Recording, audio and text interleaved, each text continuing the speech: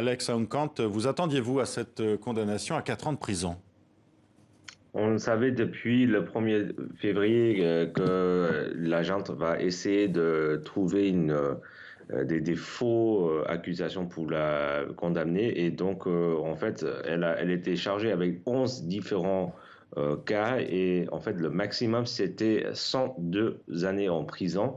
Mais finalement, on a trouvé que cette condamnation pour 4 ans, franchement, c'est pour éviter une nouvelle élection aussi dans 5 ans. Donc, c'est possible que la junte va pas la libérer avant qu'il établisse leur pouvoir. Quel est l'état d'esprit d'Aung San Suu Kyi? Est-ce qu'elle peut communiquer avec ses proches? Non, c'est impossible qu'on n'a pas eu ces nouvelles et ces avocats non plus, ils n'ont pas le droit de parler avec la public depuis le début, donc on n'a pas les nouvelles de sa santé, de ses sentiments non plus. En condamnant Aung San Suu Kyi, la junte birmane cherche à asphyxier les libertés, selon Amnesty International. Est-ce que pour vous, ça, c'est un message adressé aux manifestants pro-démocratie qui continuent de se mobiliser de la part de la junte militaire? C'est une sorte de menace?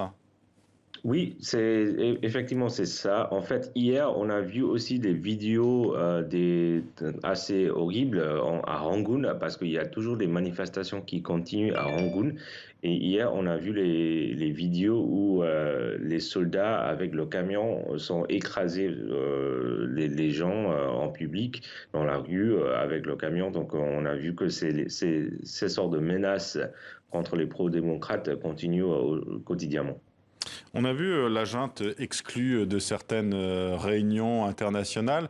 Est-ce que cette pression, selon vous, est suffisante aujourd'hui pour les faire bouger?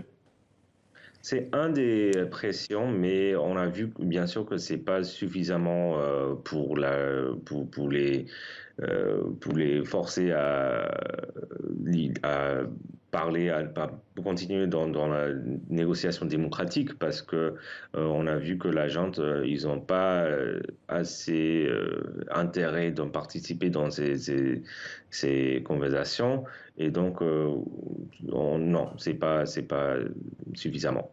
Alors vous parliez hier de cette manifestation pro-démocratie avec ces militaires qui ont donc foncé en pleine rue sur ces manifestants à Rangoon. Est-ce que ce genre justement d'acte peut dissuader les manifestants de continuer à se mobiliser? Depuis février, ils sont toujours là. Bien sûr, c'est une énorme menace pour les gens. En février de cette année, on a vu des millions de gens qui participaient dans les manifestations partout dans le pays. Maintenant, il y a très peu, mais les gens continuent à résister à la junte parce qu'ils pensent que c'est important pour diffuser ce message pour d'autres gens et pour le monde aussi, et pour voir qu'il y a toujours la continuation de ces mouvements. C'est important pour les montrer, mais bien sûr, il y a de moins en moins d'intérêt parce qu'il y a trop de peur derrière. Parce que à cause de la menace de la junte, il y a moins en moins de gens qui peuvent manifester. Oui, il y a une espèce de guerre d'usure en fait. Merci à vous, Alex Aounkant, d'avoir été avec nous pour nous parler donc de cette condamnation de votre grande-tante Aung San Suu Kyi.